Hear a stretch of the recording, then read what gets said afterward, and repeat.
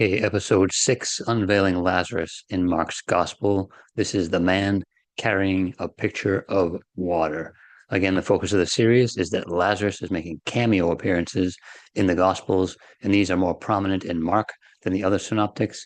And why? Because his friends Peter and Andrew want you to find him in their version of the Gospel. So quickly, where we've been already, episode 1 was just intro. Episode 2 and 3, we looked at the rich young ruler, part 1 and 2. Episode 4, we had the naked young man in the garden. And episode 5, we had the beloved disciple at the Last Supper. Episode 6, this today is the man carrying a pitcher of water. And also, we're going to include the master of the house. If you notice, I have question marks there.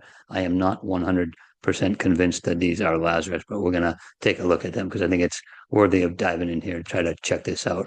So, previous episode, we had Lazarus at the Last Supper. Now we're going to kind of rewind a little bit. We're going to look at the man carrying the pitcher of water and the master of the house. Now, this happens just prior to the Last Supper, but I thought, the Last Supper, the beloved disciple there, it was much more easy to connect to Lazarus. So now we've just got questions about these two men here. So again, what's different about Mark's version of the story?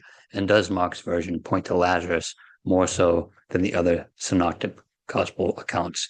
So in comparing the synoptics, Matthew is absolutely no help. He only has 2 verses on this, and he doesn't even make a distinction between the man carrying the pitcher of water and the master of the house. So we're just going to skip right by Matthew because he doesn't care. So Mark and Luke, and again, Luke, I mean, some of us believe Silas is the author there, just like Mark, it's actually Peter's gospel. Anyway, Silas tells us that Peter and John were the 2 disciples that Jesus sent into the city. That's the only significant difference that I could find in the text. So basically, when we're looking at Mark and the other gospel, that's the only difference. And that is helpful because it tells us that Lazarus is still a candidate for the man carrying the pitcher of water and the master of the house.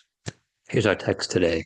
Now, on the first day of unleavened bread, when they killed the Passover lamb, his disciples said to him, "Where do you want us to go and prepare that you may eat the Passover?" And he sent out 2 of his disciples. And again, that other gospel tells us that it's Peter and John that he sent out. And he said to them, "Go into the city, and a man will meet you carrying a pitcher of water.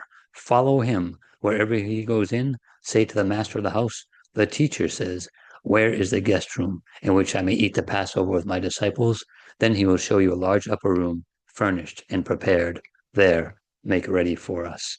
So at the Last Supper, we saw that Lazarus was at the table leaning on Jesus. However, we're not told when he arrived. So our questions are, is it possible he was the man carrying the pitcher of water? Or is it possible that he was the master of the house? We're going to tackle both of these in order, first starting with the man carrying the pitcher of water. The textual clues are not 100% convincing. Like I said, that's why I put question marks here.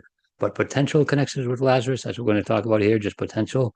Carrying water, according to commentaries I'm looking at, is that this was typically a woman's task. Now, I'm of the mind that Lazarus would really not care if it was something was a woman's task. First of all, Jesus had saved his life. He would have done anything for him. Also, Lazarus grew up with Mary and Martha is well known as being a servant, so maybe it kind of ran in the family.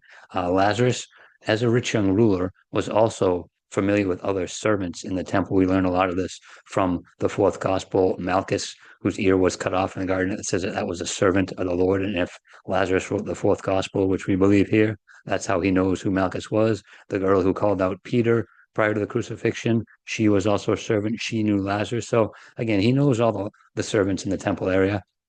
This one, again, outside of the Bible here, but men of the Essenes, like the sect, were known also to have performed such tasks. And it's interesting that has been assumed that John the Baptist was an Essene. And at the beginning of the 4th gospel, we have Lazarus and Andrew as disciples of John the Baptist. Again, kind of a stretch, but just an interesting connection that could be made there.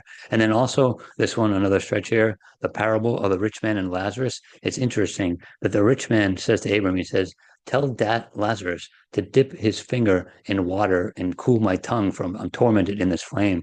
So you've got a picture of Lazarus with water in both of these. And again, obviously, the parable of the rich man and Lazarus is not a 1-for-1 thing with Lazarus being raised from the dead, but so many similarities and touch points. And that's just one that kind of little light bulb that went off my head. But again, not strong textual clues here. But now the master of the house, textual clues again, not 100% convincing.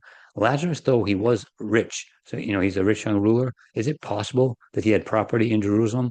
He was known as Lazarus of Bethany. This does not necessarily mean that he lived full time in the house of Martha and Mary. Perhaps he was rich enough to have his own house, so he could have been the master of the house. And Jesus tells Peter and John, he says, "Go tell the master of the house that the teacher says." And that first word, that the teacher, Mary, Martha, and Lazarus very often referred to Jesus as teacher or rabbi, or even good teacher is what the rich young ruler says to Jesus, and we know that's Lazarus. So maybe a touch point there. Others call Jesus teacher as well. Sometimes they did it either antagonistically and not because they truly saw him to be a teacher, but certainly Martha, Mary, and Lazarus did that. So the point there is that somehow the master of the house knew Jesus to be the teacher. And in closing, tail of the tape, man carrying the pitcher of water versus the master of the house. Are either of these men Lazarus? My opinion, I'm not convinced completely, but if I had to pick one, I'd go with the man carrying the pitcher of water. It's a picture more of servanthood, and Jesus, we know at the Last Supper, was teaching about being servants, and Lazarus was hanging all over him there. So if it's true, there are other questions that come up. If Lazarus is that man carrying the pitcher of water and the beloved disciple, who's the master of the house? Could it have been Nicodemus? We know that Lazarus knew Nicodemus. Maybe it was a higher ranking Pharisee than Lazarus. I don't know. And if it's not true that who the pit man carrying the pitcher of water is, then who is he? Some theories, if you look online, they'll say that it's actually Mark carrying the pitcher of water, but that's the same reasoning they use for some people. They think Mark was the naked man in the garden because they think it's him making a cameo appearance in his own gospel. So I'm not going to buy that one. Some theories are it's just a picture of the Holy Spirit, but I think that's a little weak too, because clearly they were told to meet a man. I think that's a little too spiritual for me. So who he is, the pitch man carrying pitcher of water, not sure. So today, I think we have more questions than answers, but I do think it's an interesting study, and maybe someone can take something they've heard here and kind of use that as a springboard for more study. So that's all. Again, no hard conclusions here today, but I do have a couple of future episodes, things we want to look at. And as always, if you have any questions or comments, let me know. And until next time, contend earnestly for the faith, which was once for all delivered to the saints, and God bless.